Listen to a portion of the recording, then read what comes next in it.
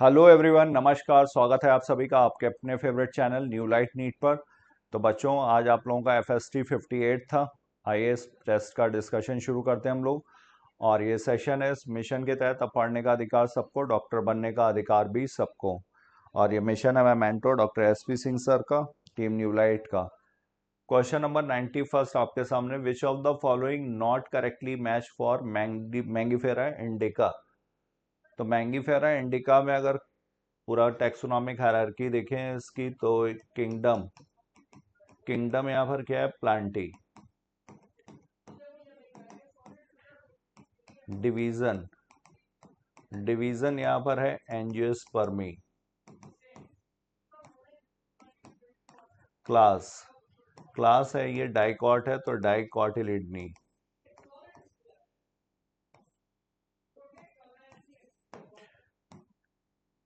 Order order है इसका सैपेंडेल्स। Family family है इसकी एनाकार्डियेसी। इसके बाद फिर जीनस और स्पीसीज। तो जीनस हो गया मैंगीफेरा, स्पीसीज हो जाएगा इंडिका। तो biological name Mangifera indica, italics में लिखा गया है। तो इटैलिक्स फॉन्ट क्या बताता है, लैटिन ओरिजिन के बारे में। सही है ये। फैमिली फैमिली क्या है, एनाकार्डियेसी, ये भी सही है। क्लास क्लास यहाँ पर एंजियोस्पर्मी दी है। क्लास क्या होती है, डाइकॉटिलिडनी। डिवीजन था एंजियोस्पर्मी, तो ये गलत। ऑर्डर ऑर्डर हो गया यहाँ पर सेपेंडेल्स। तो नॉट करेक्ट पूछा हुआ था, आंसर हो जाएगा यहाँ पर थर्ड।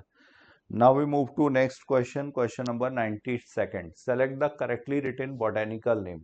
तो बॉटेनिकल नेम पूछा गया है होमोसेपियंस। ये क्या है, ये जोलॉजिकल नेम हो गया, और वैसे भी करेक्ट भी नहीं है क्योंकि एस यहाँ पर कैपिटल से है।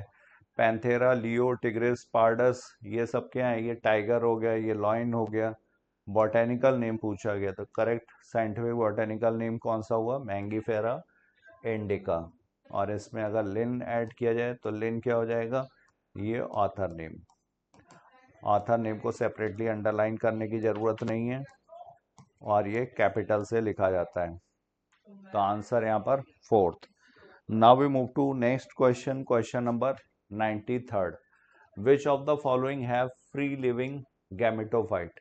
फ्री लिविंग गैमेटोफाइट किस में है, एल्गी में है, ब्रायोफाइट्स में है, टेरिडोफाइटा में है।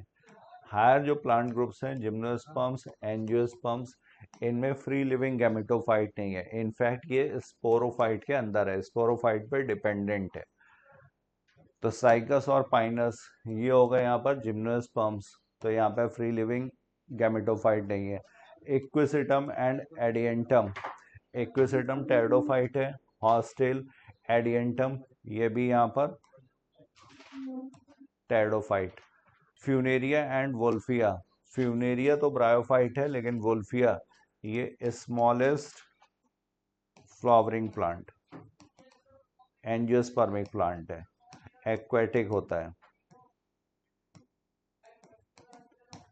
तो एंजियोस्पर्मिक प्लांट हो गया, इसका मतलब इसमें भी फ्री लिविंग गैमेटोफाइट नहीं है। तो आइदर एल्गी होता है, या ब्रायोफाइट, या टेरिडोफाइट। तो यहाँ पर ये ग्रुप जो है सेकंड, ये टेरिडोफाइट्स का है। तो आंसर हो जाएगा यहाँ पर second. Now we move to next question, question number 94। Food storage material of rhodophyceae are very similar to. तो रोडोफाइसी में क्या फूड मटेरियल है, floridean starch, and it is similar to amylopectin and glycogen. Amylopectin और glycogen के similar होता है structure में। Chitin chitin जो है ये एन एसिटाइल ग्लूकोसामीन का होमोपॉलीमर है।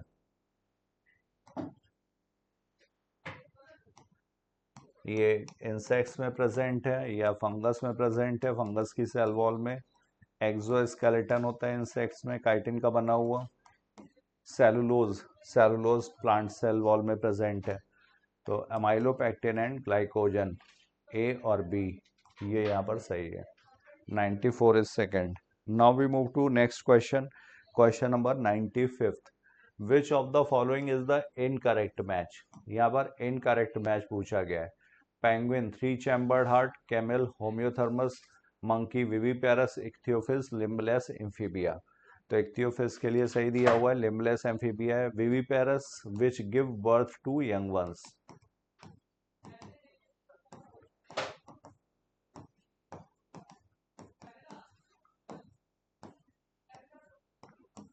कैमल, कैमल क्या है? ये होम्योथर्मस, होम्योथर्मिक है, वार्म ब्लडेड है, एंडोथर्मिक भी बोलते हैं, जो अपना बॉडी टेम्परेचर रेगुलेट कर सकें।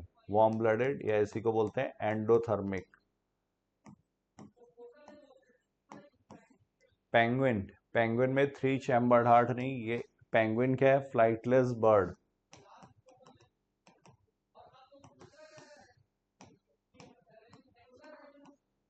जैसे ऑस्ट्रिच भी क्या है? फ्लाइटलेस बर्ड है। एमू, कैसोब्रेरिया, ये सब क्या है? ये फ्लाइटलेस बर्ड। तो थ्री चैम्बर्ड हार्ट नहीं, यहाँ पर कैसा होना चाहिए था? Four chambered heart. Four chambered heart Aves में है, मैमल्स में है, और इसके अलावा क्रोकोडाइल का जो पूरा ग्रुप है, क्रोकोडिलिया, इसमें भी यहाँ पर फोर चैम्बर्ड हार्ट। तो पहला यहाँ पर जो है इनकरेक्ट मैच था। 95th is first. Now we move to next question, question number 96। Pisces, amphibia and reptiles. तो पाइसिस क्या हो गए? Fishes, super class pisces. Amphibia, reptiles, ये क्लास हो गई। ये किसमें? टेट्रापोडा की क्लासेस हैं। टेट्रापोडा और पाइसिस दो सुपर क्लास में डिवाइड किया गया था नेथोस्टोमेटा को। यहाँ पर टेट्रापोडा में amphibia, reptiles, birds and mammals, और इसमें से बर्ड्स और मैमल्स ये होते हैं होम्योथर्मस। होम्योथर्मस मतलब जो अपना बॉडी टेम्परेचर रेगुलेट कर सकते हैं, नॉर्मल कांस्टेंट रखते हैं। पोइकिलोथर्मस कोल्ड ब्लडेड या एक्टोथर्मिक, ये सारे रेप्टाइल्स, एम्फीबियंस, पाइसिस, ये सारे पोइकिलोथर्मस हैं या कोल्ड ब्लडेड है। तो आंसर होगा यहाँ पर reptiles, both 2 and 3। Now we move to next question, question number 97. In cyclostomata, cranium and vertebral column are made up of respectively. तो साइक्लोस्टोमेटा, एग्नेथा, वर्टिब्रेटा में दो ग्रुप में डिवाइड किया गया डिविजन्स में। एक है एग्नेथा और दूसरा है नेथोस्टोमेटा।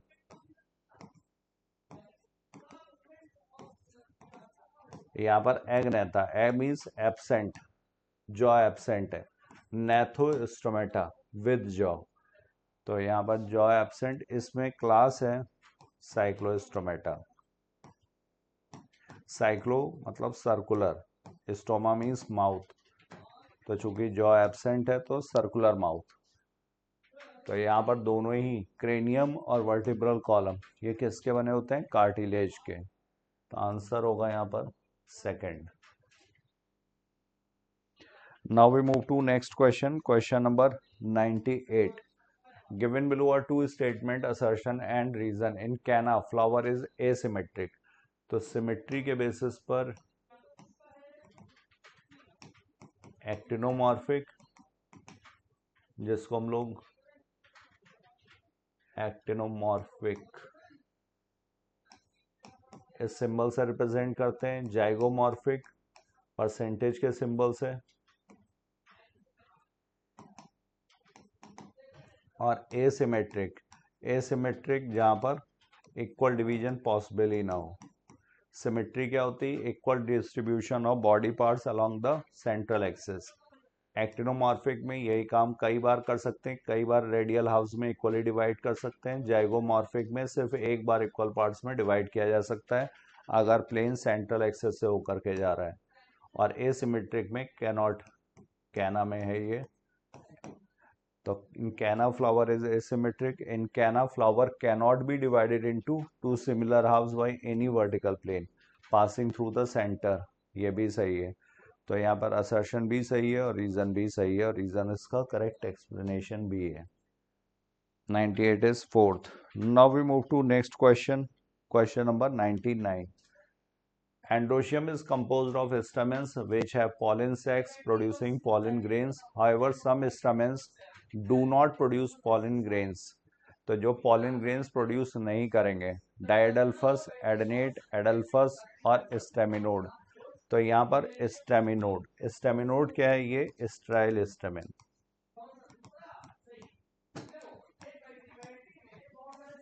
एडल्फस. एडल्फस में जब यहाँ पर फिलामेंट्स फ्यूज होते हैं, एंथर पार्ट जो है ये फ्री होगा, इसको बोलेंगे एडल्फस.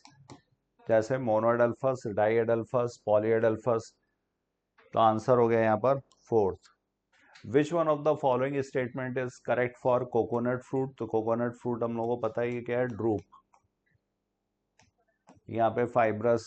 मीजोकार्प कैसा होता है? फाइब्रस होता है, जो कॉयर वगैरह बनाने में यूज होता है, मैट्स बनाने में यूज होता है.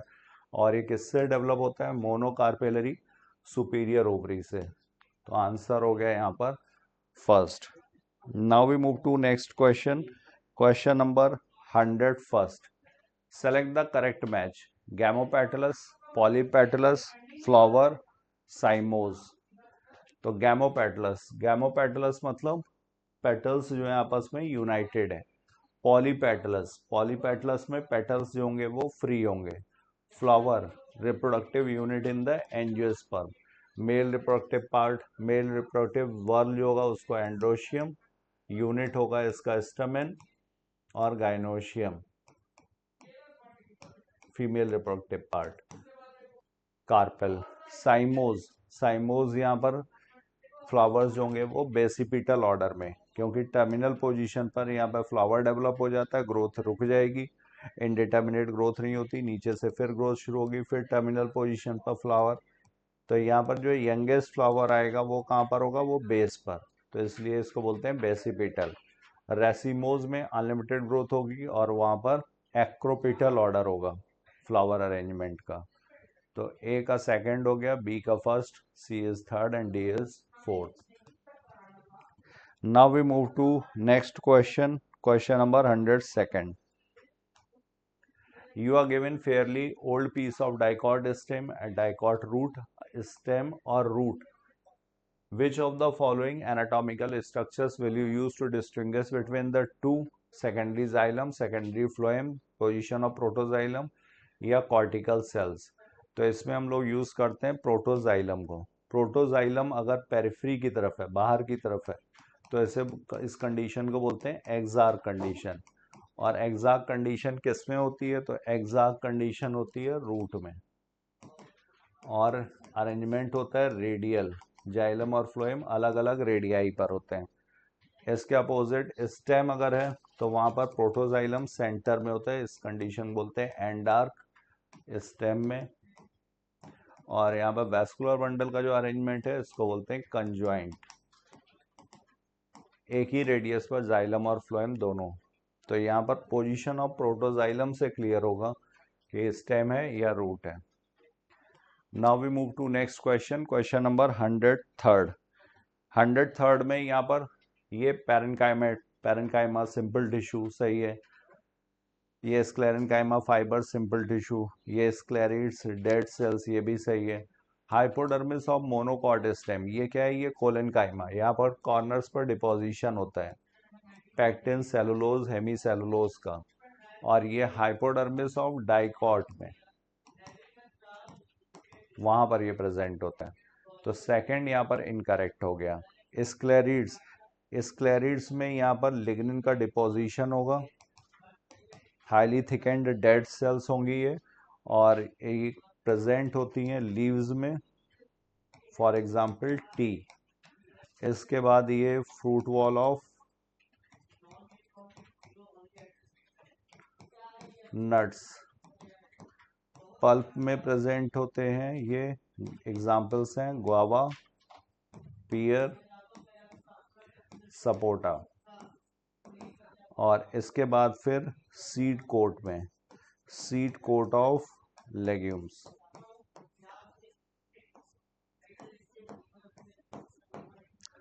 तो आंसर यहाँ पर इनकरेक्ट पूछा गया है, तो आंसर होगा second.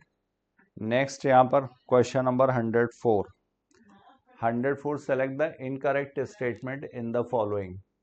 Close conjoint collateral or bicollateral vascular bundle found in dicot stem, all the tissues on the inner side of endodermis, pericycle pith, dicot root constitute the stele. Polyarch vascular bundle, monocot root, phloem parenchyma is absent in most of the monocot stem. तो monocots में usually phloem parenchyma absent है, सही है। Monocot root में polyarch है, dicot root में ये डाइआर्क to tetrarch condition है, ये भी सही है। All the tissues on the inner side of endodermis, इनको स्टील बोलते हैं। स्टील की आउटर मोस्ट लेयर जो होगी वो पेरीसाइकिल है, सही है ये भी। और close conjoint dicot stem, dicot stem में क्लोज नहीं होगा, क्लोज का मतलब हुआ कैम्बियम एब्सेंट, यहाँ पर क्या होता है कैम्बियम प्रेजेंट होती है, तो ये ओपन हुआ। कंजॉइंट का मतलब एक ही एक्सेस पर है, एक ही रेडियस पर जाइलम और फ्लोएम दोनों प्रेजेंट है।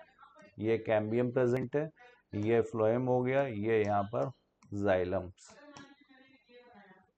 कंजॉइंट कोलेट्रल या बाइकोलेट्रल, बाइकोलेट्रल कुकुरबिट्स में होता है, यहाँ पर ये फ्लोएम बीच में जाइलम और ये कुकुरबिट्स में, इसको बोलते हैं बाइकोलेट्रल।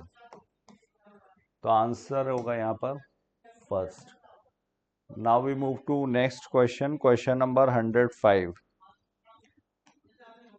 Which one of the following is the incorrect match? Contractile vacuole, amoeba में इसका काम होता है एक्सक्रीशन का भी, प्लस ऑस्मो रेगुलेशन में भी हेल्प करता है। फूड वैक्यूल, फूड वैक्यूल किस में प्रेजेंट है? ये प्रोटेस्टा में, सही है। जो फूड पार्टिकल से इंगल्फ किए जाएंगे फूड वैक्यूल में पहुंचेंगे, लाइसोसोम आकर के जुड़ेगा, डाइजेशन करेगा। Leucoplast, membrane of vacuole, leucoplast is a type of plastid, और मेम्ब्रेन ऑफ वैक्यूल इसको बोलते हैं टोनोप्लास्ट। और कॉन्ट्रैक्टाइल वैक्यूल, वैक्यूल इधर होगा, कॉन्ट्रैक्टाइल वैक्यूल ये ऑस्मो रेगुलेशन प्लस एक्सक्रीशन, तो ये भी सही है। यहाँ पर गलत कौन सा हुआ? थर्ड। Now question number 106.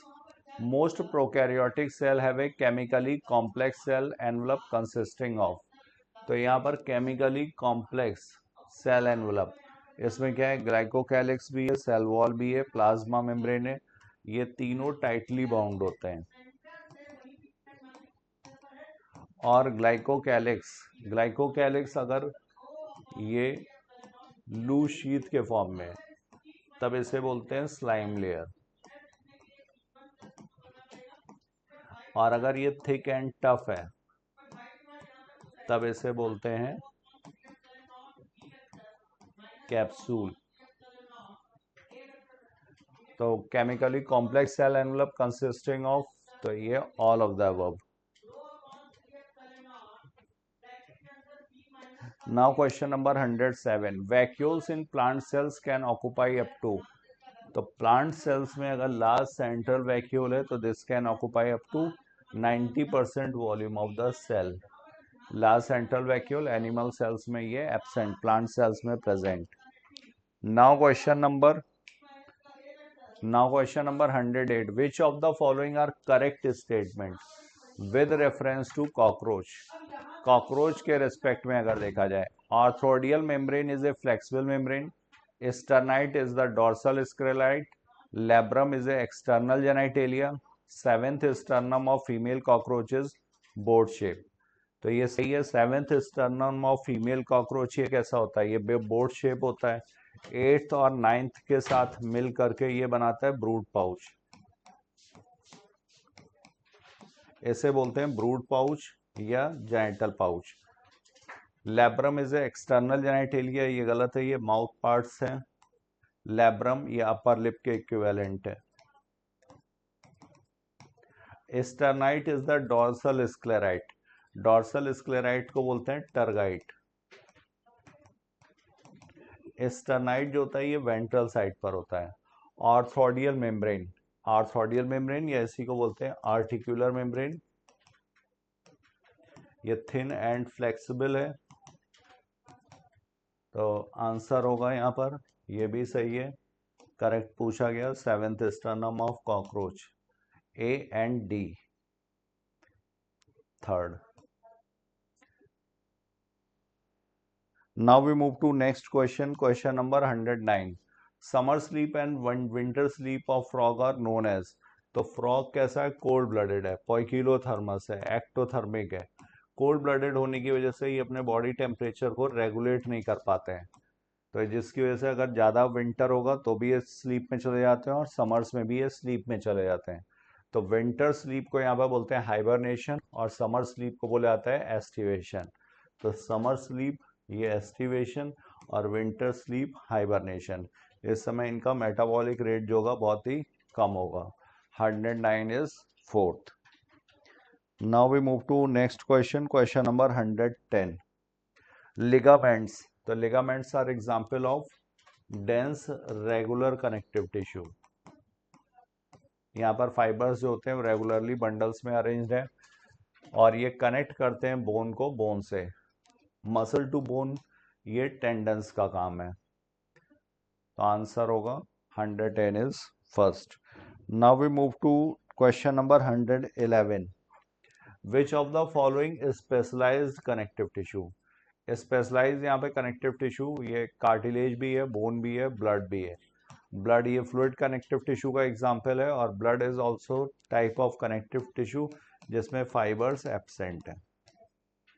वैसे फाइबर्स कनेक्टिव टिश्यू में प्रेजेंट होंगे, सेल्स प्रेजेंट होंगी और मैट्रिक्स प्रेजेंट होगा। Now question number 112। Which of the following metabolites have identifiable functions and play known roles in normal physiological process। तो identifiable functions, जिनके functions identify किए जा सकें, ये प्राइमरी मेटाबोलाइट्स होते हैं। नॉर्मल फिजियोलॉजिकल प्रोसेसेस में इनका इम्पॉर्टेंस है। सेकेंडरी मेटाबोलाइट्स के होस्ट के लिए जहाँ पर ये प्रोड्यूस हो रहे हैं वहाँ पर इनका खास रोल नहीं है नॉर्मल फिजियोलॉजिकल प्रोसेस में और नॉन आइडेंटिफाइबल फंक्शंस भी नहीं है। तो प्राइमरी मेटाबोलाइट्स यहाँ पर glutamic acid, aspartic acid, amino acid हो गए, ग्लूकोज मोनोमर हो गया ये सुगर्स का, वैलिन ये भी अमाइनो एसिड। तो ये सारे के सारे क्या हैं, प्राइमरी मेटाबोलाइट्स हैं। 112 का करेक्ट आंसर होगा fourth. Now we move to next question, question number 113। Select the incorrect match. यहाँ पर इनकरेक्ट बताना है। Palmitic acid, palmitic acid is a type of fatty acid. तो लिपिड्स हैं, सही है, लिपिड्स में फैटी एसिड ग्लिसरॉल दोनों ही आते हैं सिंपल लिपिड्स में। Adenylic acid, adenylic acid is a nucleotide. Adenine plus इसमें अगर राइबोज शुगर जुड़े तो बनेगा एडिनोसिन, प्लस इसमें फॉस्फेट ग्रुप आकर के जुड़े तो बनता है एडिनोसिन मोनोफॉस्फेट। इसको बोला जाएगा एडिनोसिन मोनोफॉस्फेट, या इसी का नाम होगा एडेनिलिक एसिड। तो adenylic acid is a nucleotide. Adenine, adenine amino acid नहीं है, it is a nitrogen base. Purine, और प्यूरिन कैसा है, double ring structure. Alanine, alanine is amino acid, ये सही है। तो आंसर हो गया third. Now we move to next question, question number 114। Given below are two statements, दो स्टेटमेंट दिए हुए हैं। Collagen is the most abundant carbohydrate in animal world. तो कोलेजन क्या है, ये कार्बोहाइड्रेट नहीं है, protein, most abundant protein in the animal world. Rubisco, ribulose 1,5 bisphosphate carboxylase oxygenase. तो ये डुअल एक्शन एंजाइम है, कार्बोक्सिलेज की तरह भी काम कर सकता है और ऑक्सीजनेज की तरह भी। तो rubisco is the most abundant protein in the whole of the biosphere, ये यहाँ पर सही दिया हुआ है। तो both statement 1 is incorrect but statement 2 is correct. Answer होगा यहाँ पर third. Now we move to next question, question number 115। Recognise diagram and choose correct option. तो ये प्रोटीन का अल्फा हेलिक्स स्ट्रक्चर और ये बीटा प्लेटेड शीट्स के form में। तो सेकेंडरी स्ट्रक्चर है अल्फा हेलिक्स और बीटा प्लीटेड शीट। और ये स्ट्रक्चर बनता किस वजह से, तो ये हाइड्रोजन बॉन्ड की वजह से। प्राइमरी स्ट्रक्चर जो है प्राइमरी पॉलीपेप्टाइड, इसमें पेप्टाइड बॉन्ड्स प्रेजेंट होते हैं। और जो सेकेंडरी स्ट्रक्चर है ये हाइड्रोजन बॉन्ड, और इसके साथ यहाँ पर जो ये वाले बॉन्ड्स हैं ये भी होंगे ही होंगे, तो पेप्टाइड बॉन्ड। टर्शियरी स्ट्रक्चर जो होता है ये हॉलो वुलन बॉल की तरह, वुलन बॉल। तो यहाँ पर टर्शियरी स्ट्रक्चर में जो बॉन्ड्स प्रेजेंट हैं वो है hydrogen bond, hydrophobic bond, covalent bond, van der Waals forces और आयनिक बॉन्ड्स। तो आंसर हो गया यहाँ पर fourth. Next question number 116, as compared to a C3 plant how many additional molecules of ATP are needed for net production of 1 molecule of hexose sugar by maize. तो as compared to a C3 plant, C3 plant के comparison में अगर देखा जाए तो C3 में एक carbon dioxide का अगर फिक्सेशन होता है तो ATP चाहिए होती है 3 और NADP 2H ये चाहिए होते हैं 2। और अगर 6 होंगे, क्योंकि 6 टन चाहिए एक ग्लूकोज बनाने के लिए C6H12O6 के लिए, तो 18 और ये हो जाते हैं 12। लेकिन अगर C4 प्लांट्स होता तो C4 प्लांट्स में C6H12O6 के लिए यहाँ पर 6 अगर हैं तो यहाँ पर हो जाते हैं 30 और यहाँ पर ये रहता है 12। तो ATP का जो डिफरेंस आता है वो 12 ATP, और ये एक्स्ट्रा कहाँ पे खर्च होती है, तो रीजनरेशन वाले स्टेप में। तो आंसर होगा यहाँ पर 12। Next, which one of the following would not be normally limiting factor of photosynthesis. तो ऑक्सीजन यहाँ पर क्या है, C6CO2 plus 12H2O, CO2 plus 12H2O ये बनाएगा C6H12O6 plus 6O2 plus 6 water molecules. तो यहाँ पर ऑक्सीजन जो ये बाई प्रोडक्ट है, गैस है, रिलीज हो जाएगा।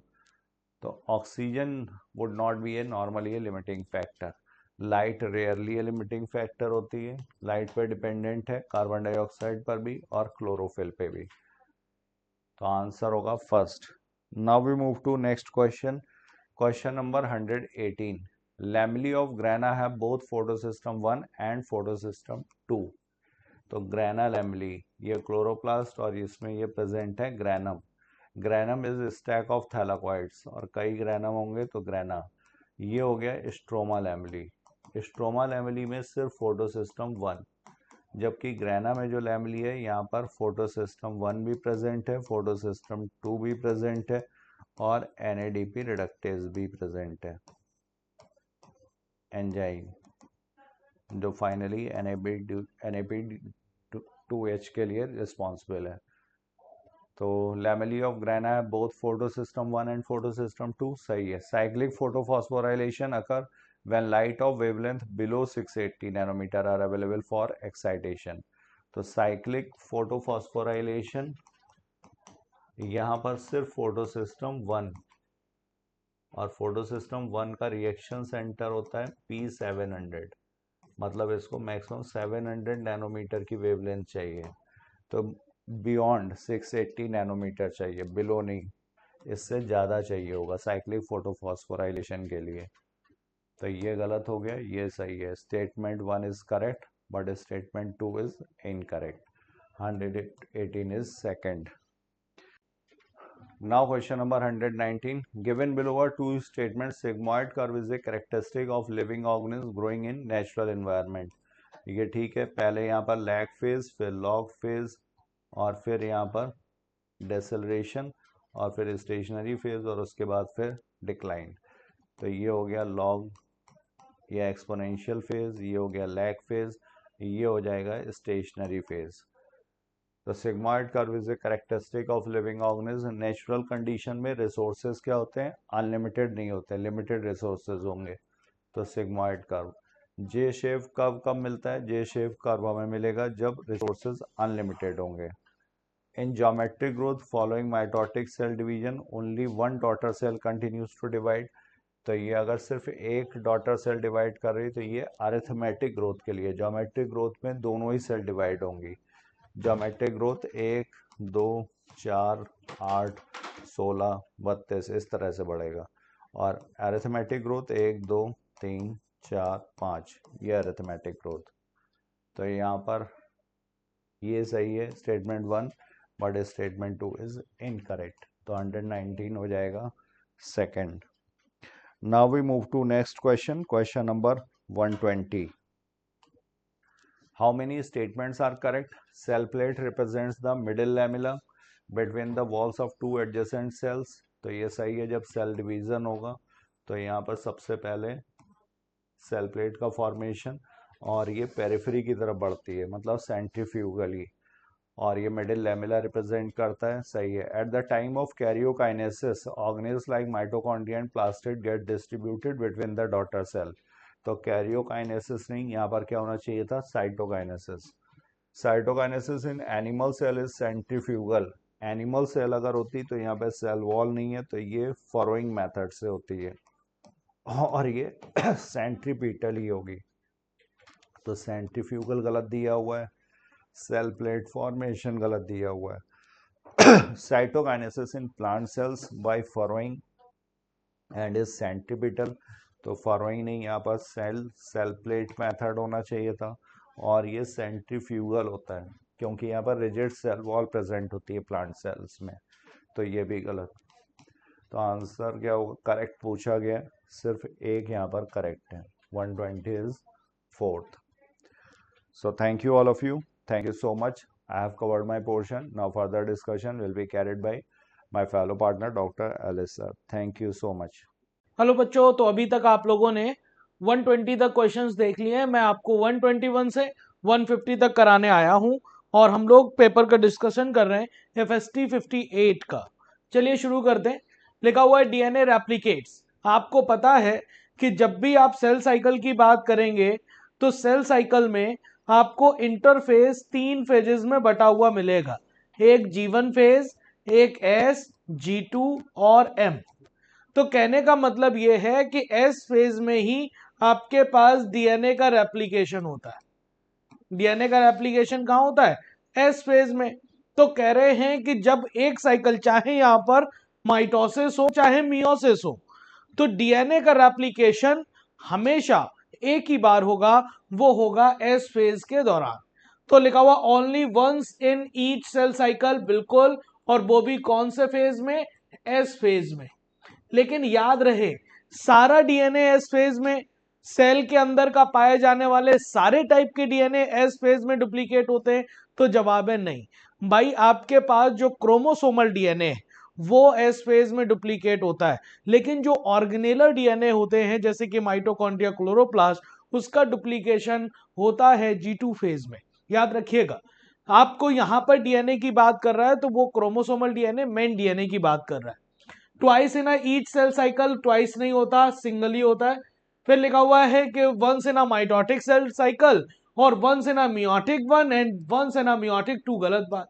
आपके पास सही जवाब 121 का फर्स्ट हो जाना है। अगला क्वेश्चन देखते हैं 122।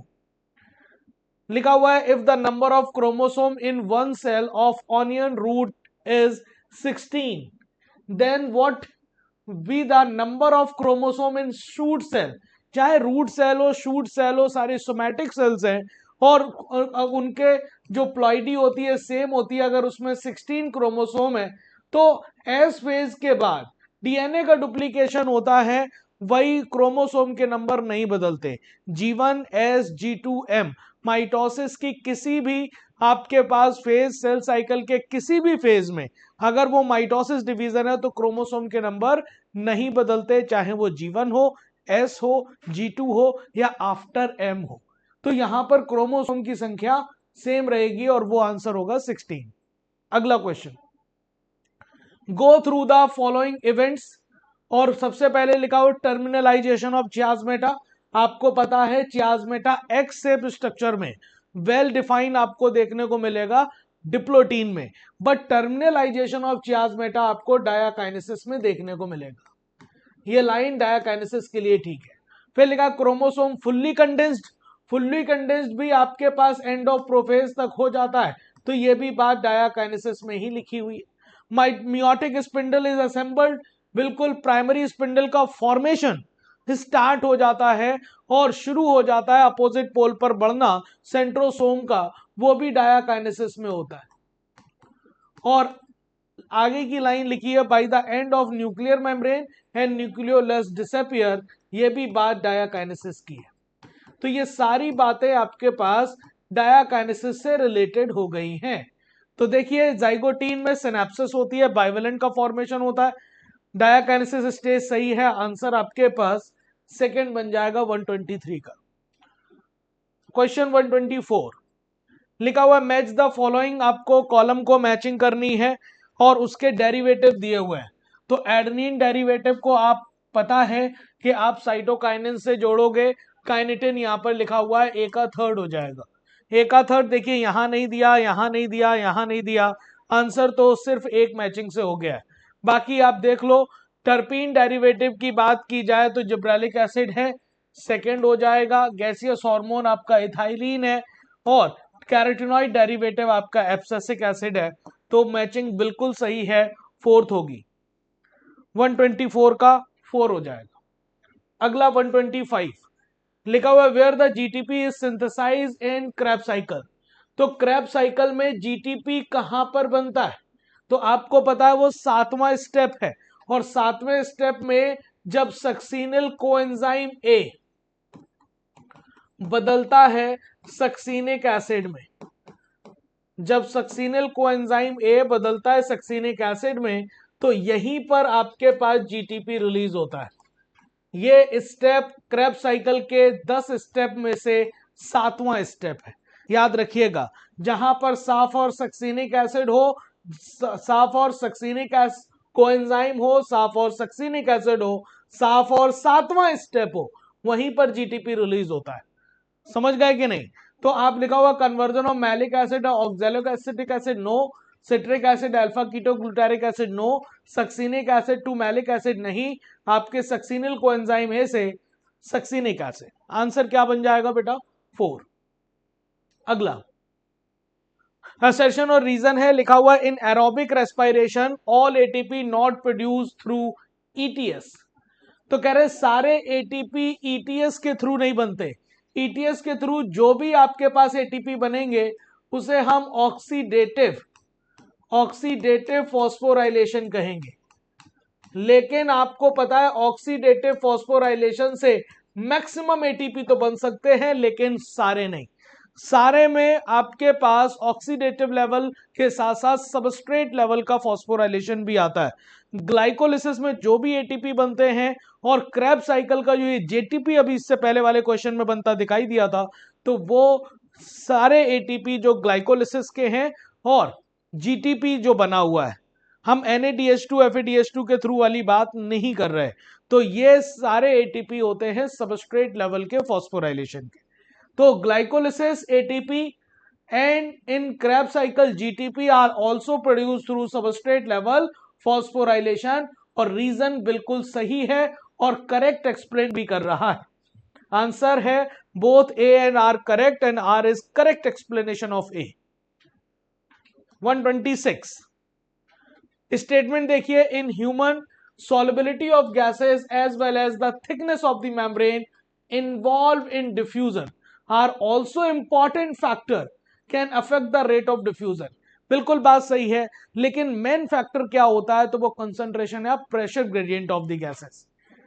Statement 2 pressure contributed by the individual gas in a mixture of gases. अगर मिक्सचर ऑफ गैसेस है और इंडिविजुअल गैस का अगर मुझे पार्शियल प्रेशर मापना है तो उसे हम पार्शियल प्रेशर कहते हैं, and it is represent by partial pressure of oxygen, oxygen के लिए, और PCO2 फॉर कार्बन डाइऑक्साइड। बिल्कुल बात सही, दोनों स्टेटमेंट बिल्कुल सही हैं। आंसर आपका 4 बन जाना है।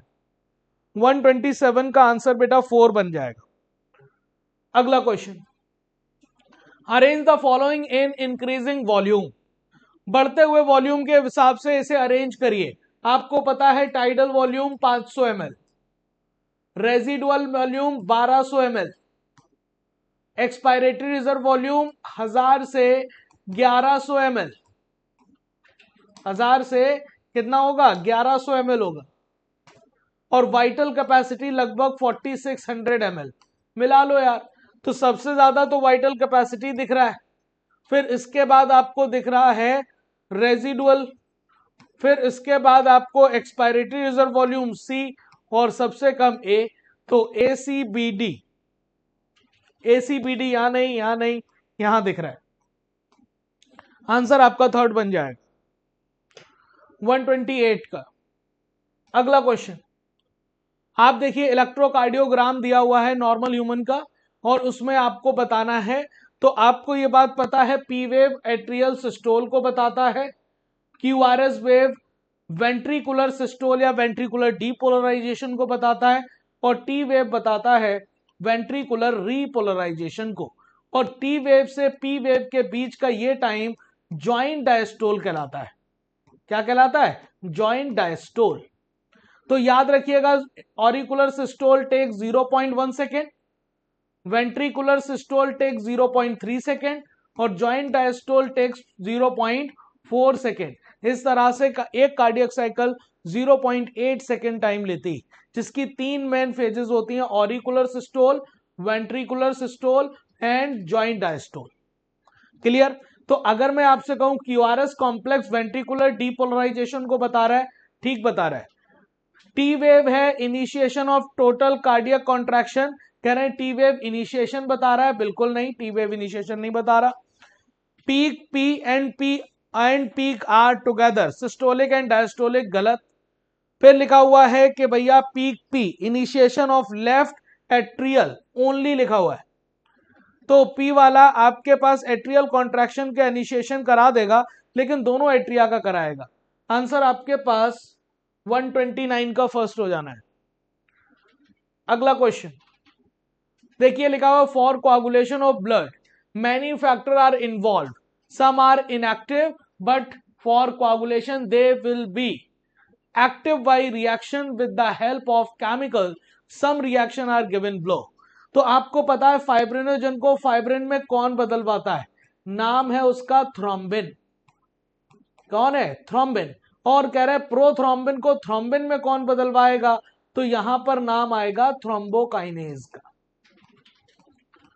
थ्रोम्बोकाइनेज। तो X की जगह थ्रोम्बिन होगा और Y की तरह जगह होगा थ्रोम्बोकाइनेज। यहां प्रोथ्रोम्बिन लिखा है, गलत। थ्रोम्बिन तो सही है, हेक्सोकाइनेज गलत। थ्रोम्बोकाइनेज पहला नहीं होगा, थ्रोम्बो और थ्रोम्बोकाइनेज। आंसर आपका 4 बन रहा है।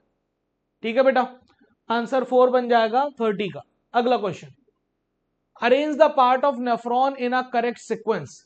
नेफ्रॉन के पार्ट को कनेक्ट करना भाई साहब, आपको पता है ग्लोमेरुलस है, वॉमिन कैप्सूल है, हेनले लूप है ना, पीसीटी है, पीसीटी हो गया, हेनले लूप हो गया, फिर डीसीटी हो गया।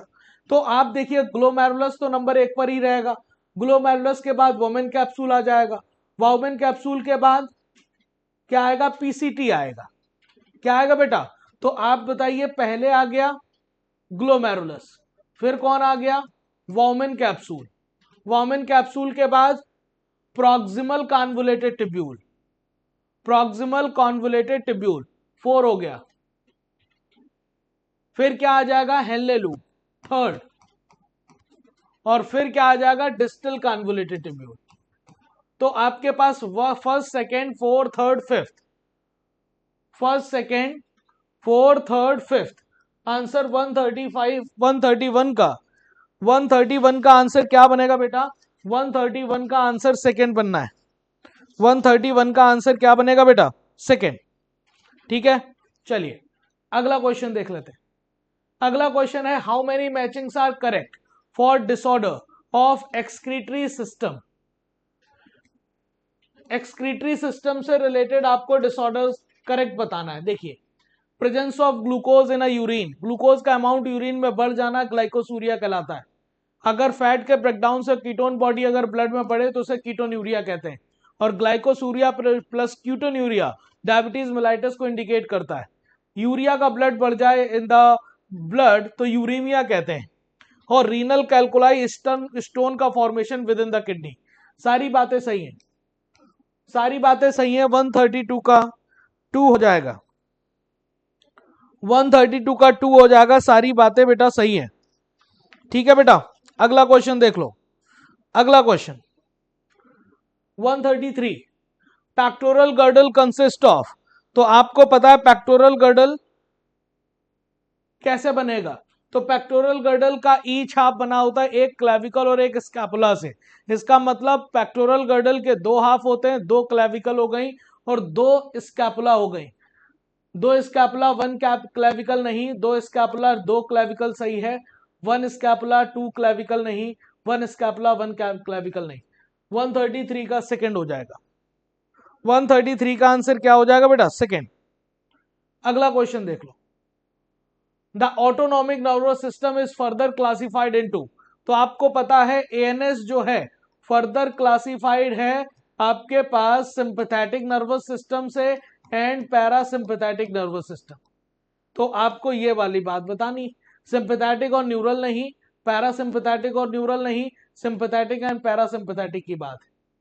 और ये दोनों एक दूसरे के एंटागोनिस्टिक काम करते हैं। अगर कोई एसएनएस किसी काम को बढ़ाएगा तो पीएसएनएस उस काम को घटाने का काम करेगा, मतलब नॉर्मल लाने का काम करेगा। 135, fibrous joint permit limited movement.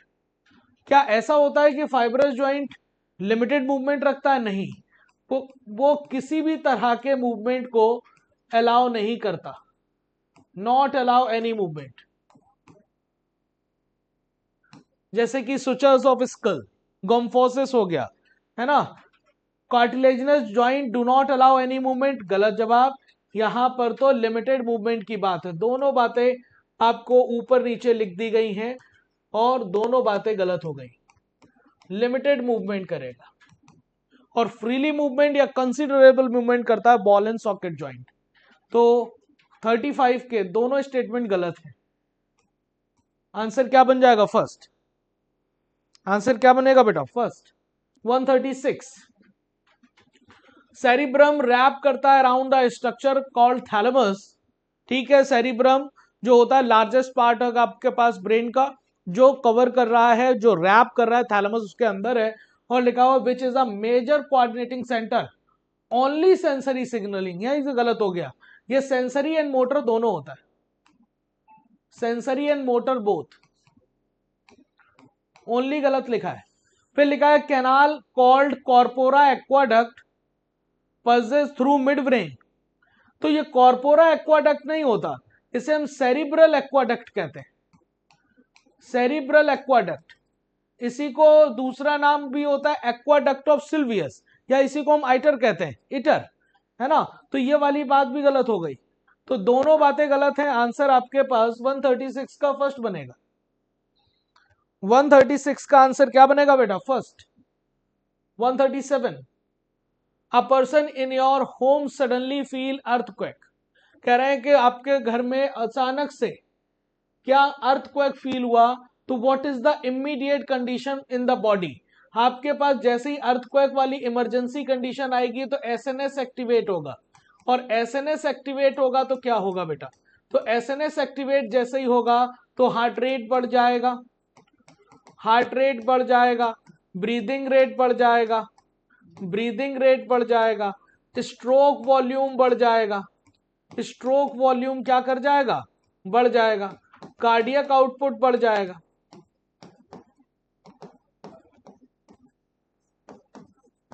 Pupillary dilation हो जाएगा, पाइलो इरेक्शन हो जाएगा, स्वेटिंग हो जाएगी, बहुत सारे फंक्शन एसएनएस के। तो कह रहे हैं कि उसके साथ साथ ब्लड में ग्लूकोज का अमाउंट बढ़ाने के लिए ग्लाइकोजेनोलिसिस भी होगा, ग्लाइकोजेनोलिसिस। तो ग्लाइकोजेनोलिसिस मतलब ग्लूकोज का अमाउंट, ग्लाइकोजन को तोड़ा जाएगा, ग्लूकोज का अमाउंट बढ़ा जाएगा, ग्लाइकोजेनेसिस नहीं होगा, हार्ट बीट बढ़ जाएगी, decrease the strength of, decrease नहीं होगी, इंक्रीज हो जाएगी, जिससे स्ट्रोक वॉल्यूम बढ़ेगा। तो ए और सी बात सही है, 137 का फर्स्ट हो जाना है, ए और सी। अगला क्वेश्चन देख लेते हैं 138। How many matchings are correct regarding chemical nature of hormone. देखिएगा बेटा गौर से, स्टेरॉइड हार्मोन कॉर्टिसोल होता है, फिर कह रहे हैं स्टेरॉइड थायरोक्सिन है, गलत। थायरोक्सिन जो है वो स्टेरॉइड से नहीं बन रहा, उसे हम आइडोथ्रियोनिन कहते हैं, आइडोथ्रियोनिन। ठीक है, ये स्टेरॉइड नहीं है, कोलेस्ट्रॉल डेरिवेटिव नहीं है, हालांकि इसके रिसेप्टर स्टेरॉइड हार्मोन की तरह इंट्रासेलुलर होते हैं। अमीनो एसिड डेरिवेटिव एपिनेफ्रिन है, पेप्टाइड हार्मोन एफएसएच है, पेप्टाइड हार्मोन जीआईपी भी है। इसका मतलब एक गलत है और एसीडीई सही है, आंसर 4 बनेगा। 5 मैचिंग में से 4 सही है, एक गलत है, आंसर क्या बन जाएगा? सेकेंड। अगला, in flowering plant which of the following devices, which of the following devices क्या करेंगी? इंक्रीज करेंगी या एनकरेज करेंगी इन ब्रीडिंग डिप्रेशन। हमने आपको यह बात बताई भी है कि इन ब्रीडिंग डिप्रेशन का रिजल्ट होता है सेल पॉलिनेशन।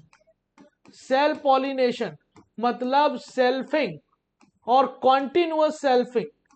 कॉन्टिन्यूअस आपके पास अगर सेल्फिंग है, कॉन्टिन्यूअस सेल पॉलिनेशन हो रहा है, तो क्या हो जाएगा बेटा? Inbreeding depression. और ऐसी कोई भी डिवाइसेस जो भी आपके पास एनसीईआरटी में दी गई हैं रिप्रोडक्शन इन फ्लावरिंग प्लांट में, सारे के सारे सेल पॉलिनेशन या ऑटोगमी को रोकती हैं। तो उसमें कोई ऐसी डिवाइस नहीं है जो आपके सेल पॉलिनेशन को बढ़ावा दे और इनब्रीडिंग डिप्रेशन को इनकरेज करे। देखिए लिखा pollen grain release stigma receptivity are not synchronise. अगर आप सेल पॉलिनेशन चाहते हैं और एनकरेज करना चाहते हैं इनब्रीडिंग डिप्रेशन को, तो इसे सिंक्रोनाइज रखना पड़ेगा। गलत हो गया। Anther and stigma not placed are placed at different position.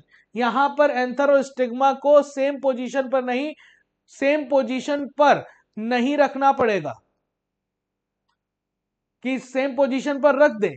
Same position पर रख दोगे, anther and stigma are placed in different position. गलत हो गया, सेम पोजीशन पर रखिए। सेल्फ इनकम्पैटिबिलिटी भी क्रॉस पॉलिनेशन को बढ़ावा देगी। आंसर क्या हो जाएगा? 4। ये सारे के सारे जो लाइनें हैं वो क्रॉस पॉलिनेशन को बढ़ावा देंगी। किसे बढ़ावा देंगी? Cross pollination. और क्रॉस पॉलिनेशन से कभी भी इनब्रीडिंग डिप्रेशन नहीं होगा। 140, मोनोस्पोरिक डेवलपमेंट का मतलब क्या है? तो मोनोस्पोरिक डेवलपमेंट का मतलब होता है एक फंक्शनल मेगास्पोर से एम्ब्रियो सैक का बनना। तो formation of calyx from single spore, no. Formation of corolla from single spore, no. Formation of embryo sac from single megaspore, yes. Answer 140 का थर्ड हो जाना है। 141, how many matchings are correct? इसमें से कितनी मैचिंग सही है? ऊटेड। ऊटेड हम कब कहते हैं? जब सेकेंडरी oocyte में स्पर्म एंट्री के बाद वही फाइनल डिवीजन हो जाता है। मेटाफेज 2 से जो अरेस्टेड था सेकेंडरी oocyte, उसका कंप्लीट डिवीजन हो जाएगा, तो बनने वाला ऊटेड भी हैप्लॉइड होगा। बात सही है। सेकेंड पोलर बॉडी डिप्लॉइड नहीं होगी, हैप्लॉइड होगी। जाइगोट डिप्लॉइड होगा, secondary oocyte, secondary oocyte diploid नहीं होगा, हैप्लॉइड होगा। तो इसका मतलब कितनी बातें सही हैं? 2। और ए और सी 2 बातें सही हैं, आंसर थर्ड बन जाएगा। आंसर क्या बन जाएगा बेटा? थर्ड। ठीक है, अगला देख लो 142। लिखा हुआ है primary follicle soon transform into secondary follicle which characterise by the fluid filled cavity antrum. Fluid filled cavity antrum is the characterisation of tertiary follicle, not a secondary follicle. इसका मतलब ये वाली लाइन गलत हो गई। Graafian follicle now rupture to release a primary oocyte from the ovary. भाई साहब primary oocyte नहीं, सेकेंडरी oocyte रिलीज करेगा। इसका मतलब ये भी स्टेटमेंट गलत, दोनों स्टेटमेंट गलत हो गए। आंसर 142 का फर्स्ट बनेगा। ठीक है, अगला क्वेश्चन देखो 143। लिखा हुआ each ovary is connected to the pelvic wall and uterus. Ovary की पोजीशन को फिक्स रखने के लिए ये पेल्विक वॉल और यूट्रस से जुड़ा होता है। किसकी मदद से? ओवरी किसके मदद से जुड़े होते हैं? टेंडन, मसल या लिगामेंट्स? आप जवाब दोगे लिगामेंट्स। अगला question 144, generally after proper sexual intercourse a 60-year-old women do not get pregnant। कह रहे हैं प्रॉपर सेक्सुअल इंटरकोर्स के बाद भी 60 ईयर की जो ओल्ड महिला है वो प्रेग्नेंट नहीं होती। तो ये वाली बात सही है। क्यों नहीं होती? उसका रीजन ये है कि मेनोपॉज वाली कंडीशन है और वहां पर कोई नई फॉलिकल है ही नहीं। इसका मतलब in women menstrual cycle ceases around the 50 year of age. ठीक है, तो रीजन भी करेक्ट एक्सप्लेनेशन ही है। आंसर 4। आंसर क्या बन जाएगा बेटा? 4। 145, which of the following statement is are correct? Reproductive health means physical, emotional, behavioural और सोशल। बिल्कुल बात सही है। रिप्रोडक्टिव हेल्थ का मतलब सिर्फ रिप्रोडक्टिव ऑर्गन का डिजीज फ्री होना नहीं होता, उसके साथ साथ इमोशनल और बिहेवियरल एंड सोशल लेवल पर भी वेल बीइंग होना चाहिए। WHO की full form world health organisation, ठीक है। और rapid decline death rate, MMR और IMR, मैटरनल मोर्टेलिटी रेट और इन्फेंट मोर्टेलिटी रेट में कमी पॉपुलेशन की ग्रोथ को बढ़ावा देगा। आपके पास तीनों बातें सही। आंसर क्या बन जाएगा? 4। अगला 6 लिखा हुआ what is the correct full form of gift. Gift का फुल फॉर्म क्या है? तो इसका फुल फॉर्म है जाइगोट इंट्रा फैलोपियन ट्रांसफर। ठीक है, तो आप ये याद रखिएगा, ये जाइगोट जो है वो अप टू 8 सेल्ड स्टेज में होना चाहिए। अगर ये 8 सेल्ड स्टेज से ज्यादा होगा तो इसका ट्रांसफर फैलोपियन ट्यूब में ना कराकर यूट्रस में कराते हैं, तो उसे हम IUT कहते हैं, इंट्रा यूट्राइन ट्रांसफर। तो ये जाइगोट इंट्रा फैलोपियन ट्रांसफर है, ठीक है। इंट्रा फास्टेस्ट ट्रांसफर नहीं है, इंटरनल फिम्बरी ट्रांसफर नहीं है, इंट्रा फिम्बरी ट्रांसफर नहीं है। आंसर 146 का फर्स्ट है। 147, failure of segregation of chromatids during cell division, result के तौर पर या तो गेन हो गया है क्रोमोसोम का या लॉस, इसे हम क्या कहेंगे? अगर ये प्रॉपर डिस्ट्रीब्यूशन नहीं हो पाता एनाफेज में सेंट्रोमियर की स्प्लिटिंग प्रॉपर नहीं हो पाएगी, तो एक जगह ऐसा होगा कि क्रोमोसोम एक कम हो जाएगा और दूसरी जगह एक क्रोमोसोम ज्यादा हो जाएगा। एक या दो क्रोमोसोम का बढ़ना या घटना कम्स अंडर एन्यूप्लॉइडी। इसे हम क्या कहते हैं? एन्यूप्लॉइडी। अगर आपके पास कंडीशन +1 वाली है तो इसे हम ट्राइसोमी कहते हैं। अगर कंडीशन +2 वाली है तो हम इसे टेट्रासोमी कहते हैं।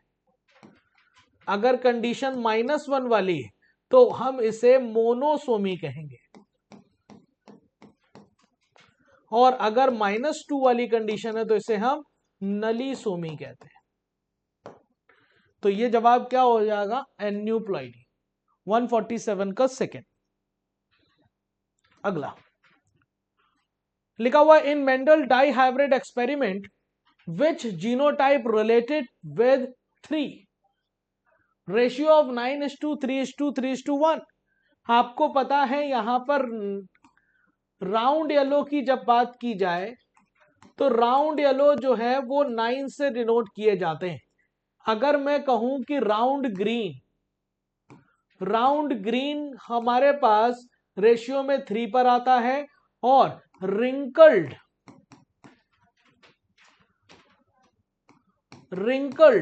येलो कंडीशन भी आपके पास 3 वाली कंडीशन होगी, और ये हो जाएगा रिंकल्ड ग्रीन जो है वो रिलेटेड होता है आपके पास 1 से, तभी ये रेशियो आता है 9:3:3:1।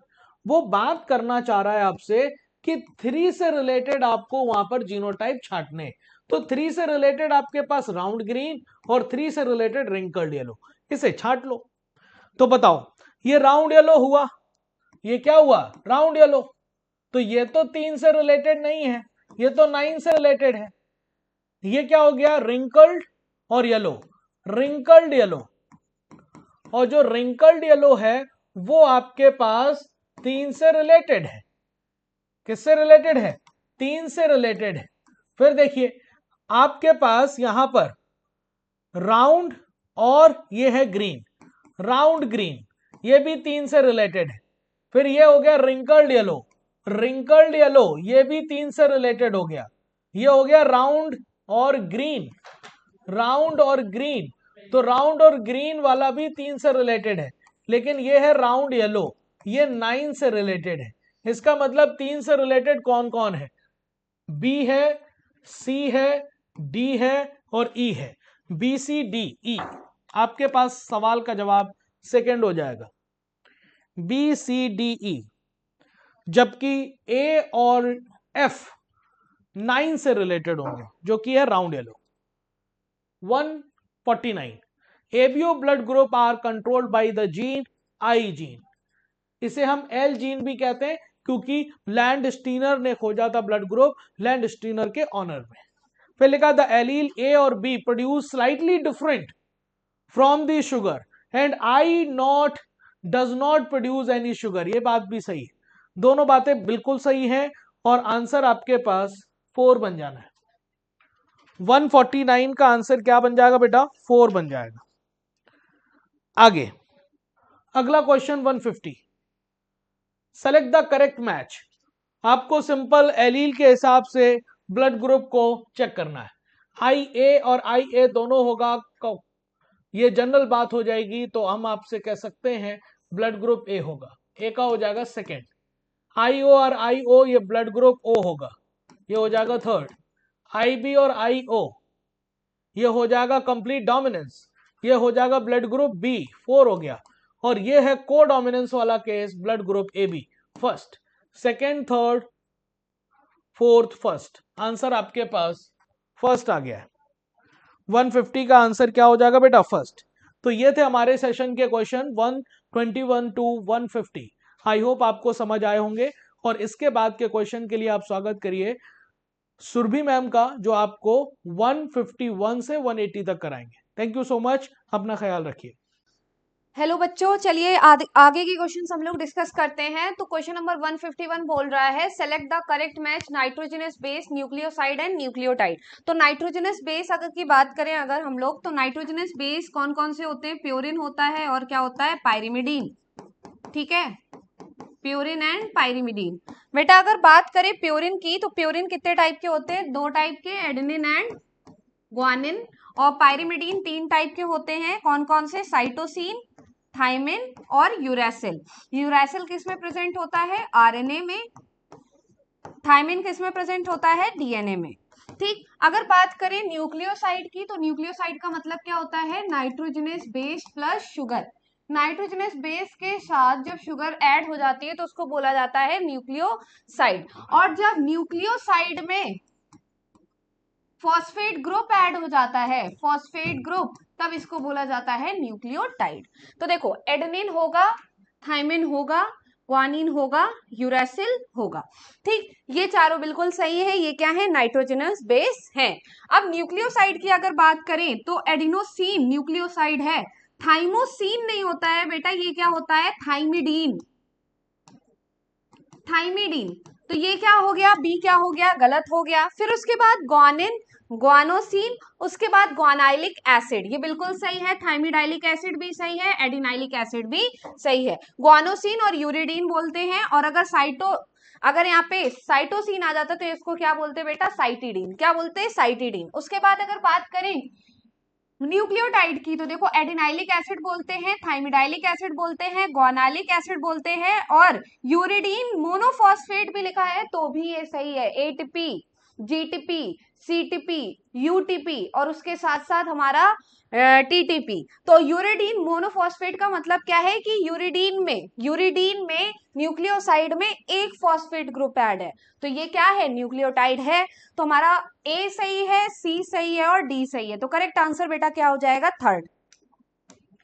नेक्स्ट क्वेश्चन की तरफ मूव करते हैं। Select the correct match. यहाँ पे आपको क्या बताना है, करेक्ट मैच बताना है। तो बेटा रेप्लिकेशन के टाइम पर जो एंजाइम यूज होता है उसका नाम क्या है, डीएनए डिपेंडेंट डीएनए पॉलीमरेज। ठीक, ट्रांसक्रिप्शन के टाइम पर जो बेटा एंजाइम यूज होता है उसका नाम है डीएनए डिपेंडेंट आरएनए पॉलीमरेज। और उसके बाद अगर बात करें ट्रांसलेशन की, तो ट्रांसलेशन में बेटा राइबोजाइम यूज होता है, जो कि एंजाइम तो है लेकिन प्रोटीन का नहीं बना हुआ है, किसका बना हुआ है, न्यूक्लिक एसिड का। ठीक है, 23S और 28S के फॉर्म में होता है। 23 किसमें, प्रोकैरियोट में, 28 किसमें, यूकैरियोट में। उसके साथ साथ यूटीआर अनट्रांसलेटेड रीजन भी बेटा ट्रांसलेशन में पाए जाते हैं। तो ए का क्या हो जाएगा, फर्स्ट, बी का सेकेंड, डी का थर्ड एंड फोर्थ। तो correct answer will be second. Next question की तरफ चलते हैं। Which is the following statements true for the genetic code. AU has dual function, बिल्कुल सही बात है। एयूजी के डुअल फंक्शन होते हैं, मिथियोनिन के लिए कोड करता है और उसके साथ साथ बेटा स्टार्ट कोडॉन भी है। तो ये स्टेटमेंट सही है। जेनेटिक कोड नियरली यूनिवर्सल होते हैं, बिल्कुल सही बात है। प्रोकैरियोट से यूकैरियोट तक यू बेटा किसके लिए कोड करता है, फिनाइल एलेनिन के लिए कोड करता है। तो नियरली यूनिवर्सल होते हैं, सही है। जेनेटिक कोड डीजेनरेट होते हैं। डीजेनरेट कहने का मतलब क्या है, एक से ज्यादा जेनेटिक, एक अमीनो एसिड एक से ज्यादा जेनेटिक कोड के द्वारा कोड किया जा सकता है, इसको बोला जाता है जेनेटिक कोड कैसे होते हैं, डीजेनरेट होते हैं। और उसके साथ साथ अनएम्बिग्यूअस होते हैं। तो ये चारों ही ऑप्शन बिल्कुल सही है, ये जेनेटिक कोड के फीचर हैं। तो आंसर क्या हो जाएगा बेटा, first, second, third and fourth. Next, histone. अगर बेटा बात करें हिस्टोन प्रोटीन की तो कैसा होता है, पॉजिटिवली चार्ज। न्यूक्लियोसोम की अगर बात करें तो न्यूक्लियोसोम बेटा क्या होता है, न्यूक्लियोसोम एक स्ट्रक्चर होता है। मान लो ये क्या है, न्यूक्लियोसोम है, ये हिस्टोन प्रोटीन है। और हिस्टोन प्रोटीन के ऊपर जब डीएनए की रैपिंग हो जाती है तो ये जो स्ट्रक्चर निकल के आता है इसको क्या बोला जाता है, न्यूक्लियोसोम बोला जाता है। क्या बोला जाता है, न्यूक्लियोसोम। तो DNA wrapped around histone octamer. Euchromatin क्या है बेटा, अगर बात करें यूक्रोमैटिन की तो यूक्रोमैटिन क्या है, लूजली पैक्ड क्रोमैटिन। और ये बेटा एक्टिव होता है, कैसा होता है, एक्टिव होता है। ठीक, और हेट्रोक्रोमैटिन की अगर बात करें तो डेंसली पैक्ड होता है और ये कैसा होता है, इनएक्टिव होता है।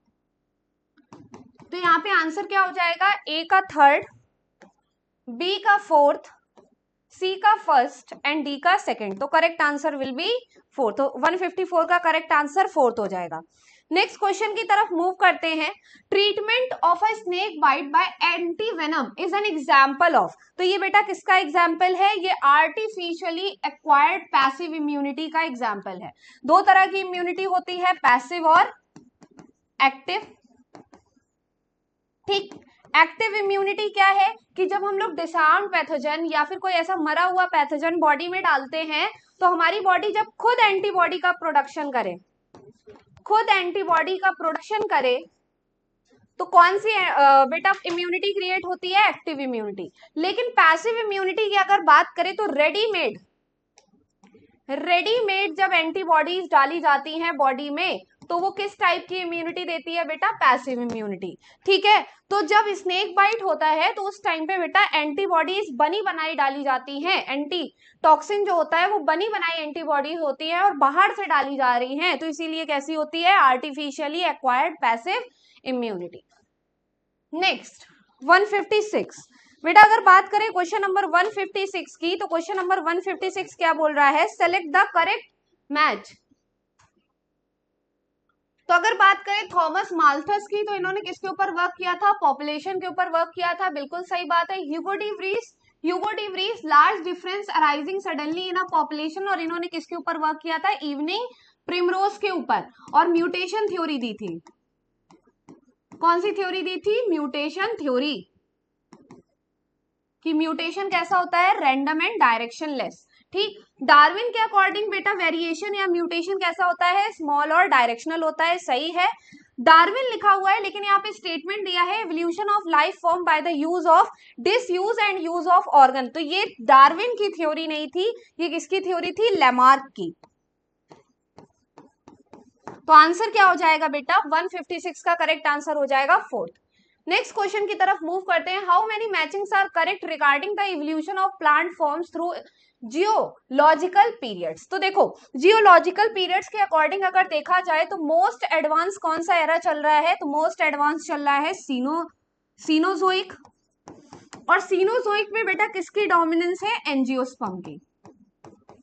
डोमिनेंस के बेसिस पे ये आपको याद रखना है, किसकी डोमिनेंस है बेटा, एंजियोस्पर्म की। उसके बाद अगर मीजोजोइक एरा की बात करें तो मीजोजोइक एरा में थे तो बहुत सारे प्लांट्स थे, लेकिन डोमिनेंस किसकी थी, डोमिनेंस थी बेटा जिम्नोस्पर्म की। ठीक है, उसके बाद मीजोजोइक के पहले कौन सा एरा आता है बेटा, पैलियोजोइक। तो पैलियोजोइक में किसकी डोमिनेंस रही होगी, टेरिडोफाइटा की। तो इस अकॉर्डिंग आपको इवोल्यूशन के बेसिस पर इसको याद रखना है। तो सीनोजोइक एरा एंजियोस्पर्म सही है, मीजोजोइक एरा कॉनिफर्स सही है, क्योंकि कॉनिफर्स किसके मेंबर हैं, जिम्नोस्पर्म के मेंबर हैं। ठीक, अगर आप एनसीईआरटी में इस डायग्राम को देखेंगे तो कंफ्यूज होंगे, क्योंकि कहीं पर एंजियोस्पर्म मीजोजोइक एरा में भी लिखा है और आपका सीनोजोइक एरा में भी लिखा है, उसके पार्ट्स डिफाइंड है। तो बेटा अगर आपको याद करना है तो ये केवल क्वेश्चन आपको याद करना होगा डोमिनेंस के बेसिस पे। पैलियोजोइक एरा की अगर बात करें साइलोफाइटोन, और साइलोफाइटोन किसके मेंबर है, टेरिडोफाइटा के। ठीक है, साइलोप्सिडा में आते हैं। मीजोजोइक एरा में साइकैड्स बिल्कुल सही है, जिम्नोस्पर्म के मेंबर है। तो यहाँ पे चारों ही मैचिंग क्या है, बिल्कुल सही है, तो आंसर क्या हो जाएगा, fourth. Next question, which is responsible for the cirrhosis of liver. तो लिवर सिरोसिस के लिए बेटा कौन रिस्पॉन्सिबल होता है, एल्कोहल। जब एल्कोहल का कंजप्शन ज्यादा हो जाता है तो वो लिवर में क्या होने लगता है, बैठ जाता है, जिससे क्या होता है, लिवर से एल्कोहल रिसने लगता है, जिसको बोला जाता है liver cirrhosis.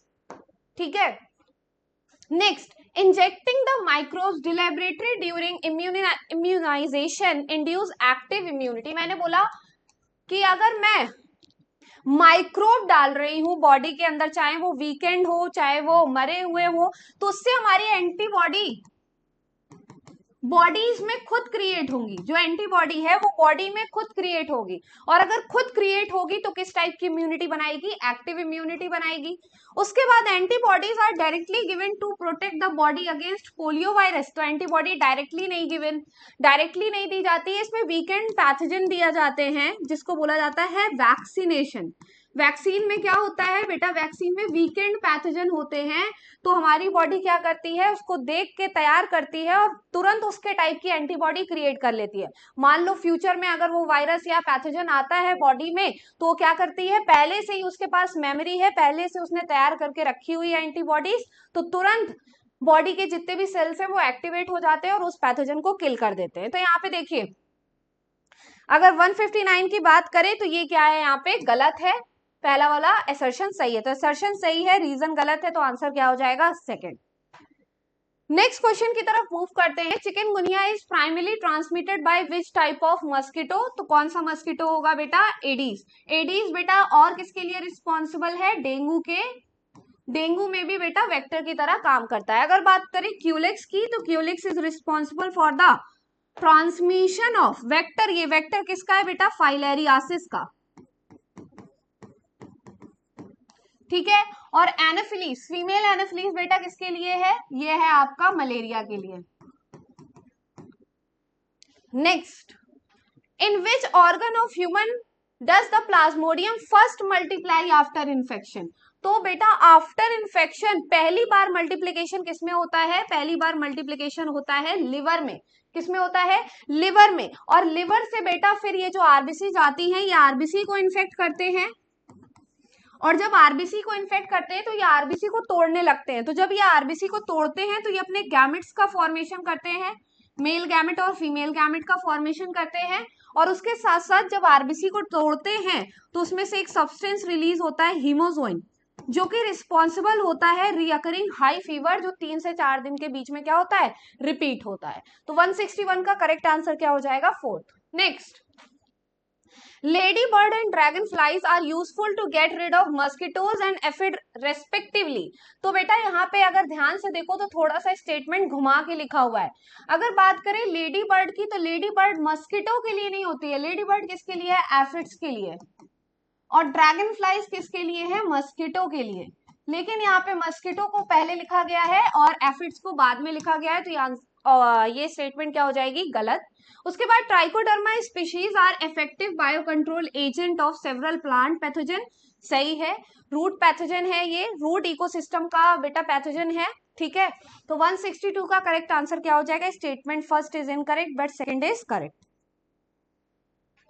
The toxin is encoded by gene cry-first-AC named cry. तो जीन का नाम क्या है बेटा? Cry gene. RNA interference takes place in all prokaryotic cell। तो प्रोकैरियोटिक सेल नहीं है यहाँ पे बेटा, यहाँ पे क्या होगा? यूकैरियोटिक सेल, यूकैरियोटिक ऑर्गेनिज्म होगा, ना कि प्रोकैरियोटिक ऑर्गेनिज्म। तो पहला स्टेटमेंट सही है, दूसरा स्टेटमेंट गलत है। तो आंसर क्या हो जाएगा बेटा? 163 का third, second. Next, very low concentration of a bacteria or virus can be detected by amplification of their nucleic acid। बिल्कुल सही स्टेटमेंट है कि अगर किसी भी बैक्टीरिया या वायरस का कंसंट्रेशन लो है तो हम उनके न्यूक्लिक एसिड का क्या करा सकते हैं? एम्प्लीफिकेशन करा सकते हैं। अगर उसके बारे में हमें क्या करना है, उसका हमारे लिए कोई यूज है। ELISA is based on the principle of antigen antibody interaction, ये भी स्टेटमेंट बिल्कुल सही है। तो दोनों स्टेटमेंट के तौर पे तो सही है, लेकिन असर्शन भी सही है, रीजन भी सही है, लेकिन रीजन का कहीं भी लेना देना नहीं है किससे? असर्शन से। तो दोनों ही सही है लेकिन करेक्ट एक्सप्लेनेशन नहीं है, तो आंसर क्या हो जाएगा? First. Which of the following statement is incorrect about the gene therapy in ADA deficiency? Gene therapy in ADA deficiency, तो ADA deficiency के लिए lymphocyte from patient blood are taken out and cultured, बिल्कुल सही है। A functional ADA-C DNA is introduced into these lymphocyte, ये भी सही है। Lymphocyte are then introduced into the body of the patient, ये भी सही है। लेकिन patient does not required periodic infusion of the genetically engineered lymphocyte, बेटा ये गलत है। क्योंकि अगर लिम्फोसाइट में हम cDNA डाल रहे हैं तो बेटा लिम्फोसाइट कैसे होते हैं? लिम्फोसाइट मॉर्टल हैं। लिम्फोसाइट्स क्या है? मॉर्टल है। मॉर्टल का मतलब क्या है कि इनकी एक लाइफ स्पैन, एक एज है, उसके बाद ये क्या हो जाएंगे? खत्म हो जाएंगे। तो पीरियोडिक इन्फ्यूजन की जरूरत होती है क्योंकि सेल्स इमॉर्टल नहीं होते। तो आंसर क्या हो जाएगा बेटा? Fourth. Next, the site of production of ADA in the body is, the site of production of ADA बेटा किसमें प्रोड्यूस होता है? एडिनोसिन डीएमाइनेज, तो लिम्फोसाइट में होता है। इसी वजह से जेनेटिकली इंजीनियर्ड लिम्फोसाइट किसमें डाला, एडीए किसमें डाला जाता है बेटा? लिम्फोसाइट में। Next, DNA fragments can be separated by gel electrophoresis, assertion बिल्कुल सही है। DNA fragments are positively charge, तो बेटा ये कैसे होते हैं? निगेटिवली चार्ज होते हैं। तो रीजन क्या हो गया? गलत हो गया। तो असर्शन सही है लेकिन रीजन गलत है, तो आंसर क्या हो जाएगा? 167 का सेकेंड। नेक्स्ट मूव करते हैं। The DNA fragment separated by electrophoresis can be visualised by staining with, तो किससे स्टेन करते हैं? इथिडियम ब्रोमाइड से स्टेन करते हैं। और जब यूवी रेज के अंडर देखते हैं तो किस तरह का कलर आता है बेटा? ब्राइट ऑरेंज कलर के बैंड्स दिखते हैं। ब्राइट ऑरेंज कलर के क्या दिखते हैं? बैंड्स दिखते हैं। Next, in gene gun method high velocity micro particles made up of, तो जीन गन मेथड बेटा किसके लिए है? प्लांट सेल में हमारा डिजायर्ड जीन को इंट्रोड्यूस कराने के लिए। और बेटा जीन गन मेथड को और क्या बोलते हैं? बायोलिस्टिक या जीन गन बोलते हैं। और इसमें जो हमारी गोलियां होती हैं वो किससे मिलकर बनती हैं? गोल्ड और टंगस्टन से। तो आंसर क्या हो जाएगा? फोर्थ।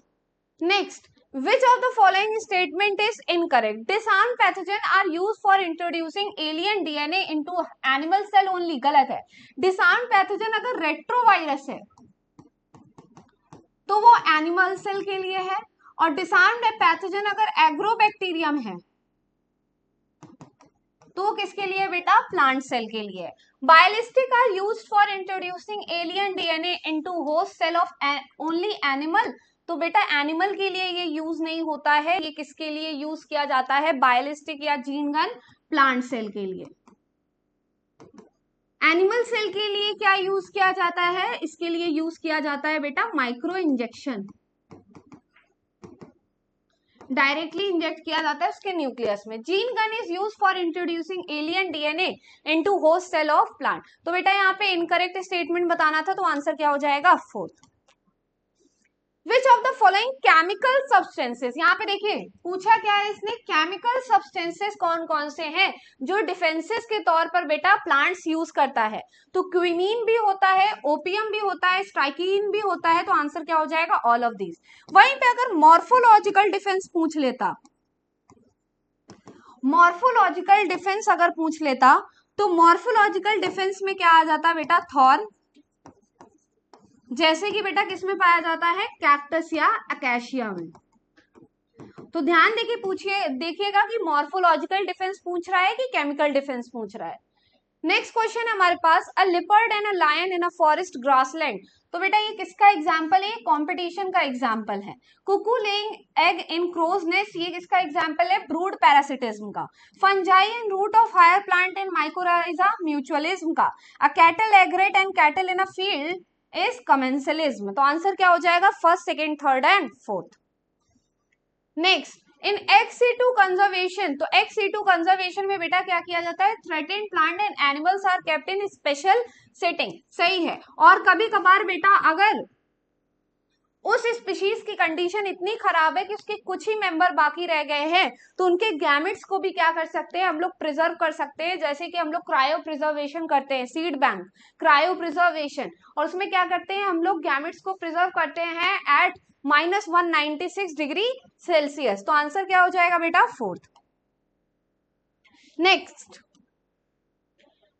नियरली 1400 स्पीशीज, तो 1400 स्पीशीज बर्ड्स की पूछी जा रही है यहाँ पे। तो 1400 स्पीशीज बेटा कहाँ पे है? कोलंबिया में। मोर देन 1200 स्पीशीज बेटा कहाँ पे है? इंडिया में। तो ए का क्या हो जाएगा? ए का हो जाएगा बेटा सेकंड, बी का क्या हो जाएगा? फर्स्ट। ए का सेकंड, बी का फर्स्ट। उसके बाद बेटा यहाँ पे बोल रहा है कि 105 स्पीशीज कहाँ देखने को मिलेंगी बर्ड्स की? तो 105 स्पीशीज देखने को मिलेंगी बेटा कहाँ पर? 105 स्पीशीज होती है न्यूयॉर्क एट 41 डिग्री नॉर्थ। अब ध्यान से देखिएगा कि 41 डिग्री नॉर्थ दिया है कि 41 डिग्री साउथ दिया है, तो आंसर क्या होगा? सही, न्यूयॉर्क एट 41 डिग्री नॉर्थ। उसके बाद 56 स्पीशीज कहाँ पे होंगी बेटा? ग्रीनलैंड में, और वो भी क्या होगा? Greenland at 71 degree north. तो आंसर क्या हो जाएगा बेटा? Third. Next, number of wild life sanctuaries in India. तो वाइल्ड लाइफ सेंचुरीज कितनी है? 448। 90 क्या है? अगर पूछा जाए व्हाट आर 90, तो 90 क्या है बेटा? नेशनल पार्क है, नेशनल पार्क्स है। और 14 क्या है? तो 14 है बेटा biosphere reserve, biosphere reserve. Next, hot spot is a region of. तो हॉट स्पॉट कैसा रीजन होता है? हाई डिग्री ऑफ एंडेमिज्म, लेकिन वहां पे हैबिटेट लॉस बहुत तेजी से हो रहा हो, तो ऐसे एरिया को बेटा क्या घोषित कर दिया जाता है? Hot spot. तो आंसर क्या हो जाएगा? Both first and second. अब एंडेमिज्म या एंडेमिक स्पीशीज क्या होती हैं? तो एंडेमिक स्पीशीज वो स्पीशीज होती हैं जो केवल उस एरिया के लिए कन्फाइंड होती है, उस एरिया में पाई जाती है, और उसके अलावा वो स्पीशीज कहीं और पाई नहीं जाती हैं। ऐसी स्पीशीज को क्या बोला जाता है? Endemic species. Decomposition of detritus is slower if. तो डिकम्पोजिशन बेटा डिकम्पोजिशन करने का काम किसका है? बैक्टीरिया और फंजाई का। और डिकम्पोजिशन कब स्लो हो जाएगा? जब उसमें डेड पार्टिकल ज्यादा होंगे, मतलब रिच इन काइटिन और लिग्निन। तो आंसर क्या हो जाएगा? Fourth. Which of the following statement are correct for frog? Alimentary canal short होता है क्योंकि फ्रॉग हर्बीवोरस है, गलत है। कैसे होते हैं? Carnivorous. Food is captured by the bilobed tongue, सही है। Female frog have sound producing vocal sacs and copulatory pad. तो ये फीमेल फ्रॉग के पास नहीं होता है, किसके पास होता है बेटा? मेल फ्रॉग के पास। और यही क्या है? इसका सेक्सुअल डायमॉर्फिज्म है। ठीक है। कॉपुलेटरी पैड कहां पे प्रेजेंट होता है बेटा? ये प्रेजेंट होता है first digit of forelimb to hold the female during copulation. तो आंसर क्या हो जाएगा बेटा? Second. Next, according to the given figure which of the following options are correct. तो अगर ए की बात करें तो बेटा ये ए क्या है? Posterior pituitary. पोस्टीरियर पिट्यूटरी, और बी क्या है बेटा, एंटीरियर पिट्यूटरी, एंटीरियर पिट्यूटरी। ठीक, अब देखिए ए को बोल रहा है सिक्रीट ऑक्सीटोसिन एंड वैसोप्रेसिन। तो बेटा जरा ये बताओ कि पोस्टीरियर पिट्यूटरी क्या सिक्रीशन करती है, क्या फॉर्मेशन करती है? नहीं, ये क्या करेगी, रिलीज ऑफ ऑक्सीटोसिन। ये बन के कहां से आ रहे हैं ऑक्सीटोसिन और वैसोप्रेसिन, हाइपोथैलेमस से, और स्टोर कहां पे होते हैं, ये स्टोर होते हैं पोस्टीरियर पिट्यूटरी में। ठीक, तो ये तो गलत हो गया। फिर उसके बाद बोल रहा है B secrete growth hormone. B क्या है, एंटीरियर पिट्यूटरी, एंटीरियर पिट्यूटरी से ग्रोथ हार्मोन रिलीज होते हैं। ठीक है, A secrete follicle stimulating hormone, ये क्या है, गलत है, क्योंकि ये क्या है, पोस्टीरियर पिट्यूटरी, और एक फॉलिकल स्टिमुलेटिंग हार्मोन सिक्रीट नहीं करता है। तो ए का करेक्ट यहाँ पे क्या होगा, यहाँ पे बी होना चाहिए था। ठीक है, तो आंसर क्या हो जाएगा हमारे पास, answer will be second. Next, which of the following option is are correct regarding to the given figure. तो बेटो देखो ये क्या है, थैलेमस। सबसे पहले ये डायग्राम किसका है, स्ट्रॉबेरी का, और स्ट्रॉबेरी और एप्पल क्या है, एक टाइप के फॉल्स फ्रूट है, क्योंकि इसमें जो फ्रूट का फॉर्मेशन होता है उसमें रोल थैलेमस का भी होता है, प्योरली ओवरी इसमें इन्वॉल्व नहीं होती है। इस तरह के फ्रूट्स को क्या बोला जाता है, फॉल्स फ्रूट। सी क्या है बेटा, एकीन, और ये तो हमारा फॉल्स फ्रूट है ही। ठीक, तो A type of false fruit, B thalamus and C achene. तो आंसर क्या हो जाएगा बेटा, फोर्थ। अब एकीन का मतलब क्या होता है, एकीन का मतलब होता है small dry one seeded fruit that does not open to release. मतलब ड्राई सीडेड होते हैं जो कभी ओपन नहीं होते हैं सीड के फॉर्मेशन के लिए, फ्रूट होते हैं जो कभी भी ओपन नहीं होते सीड के फॉर्मेशन के लिए। ठीक, अंदर उनके सीड नहीं पाया जाता है, तो ऐसे फ्रूट्स को क्या बोला जाता है, एकीन। क्या बोला जाता है, एकीन। ड्राई फ्रूट, और क्या होता है इसमें ऐसे चिपका रहता है फ्रूट वॉल, तो इस टाइप के फ्रूट्स को क्या बोला जाता है, एकीन। तो दैट्स ऑल। तो आई होप आप सबके पेपर अच्छे जा रहे होंगे, आगे और भी अच्छे जाएंगे, नीट और भी अच्छा जाएगा। बस शांति से अपने एफएलटी को देते रहिए और उसको एनालाइज करते रहिए। तो मिलते हैं फिर नेक्स्ट पेपर डिस्कशन में, तब तक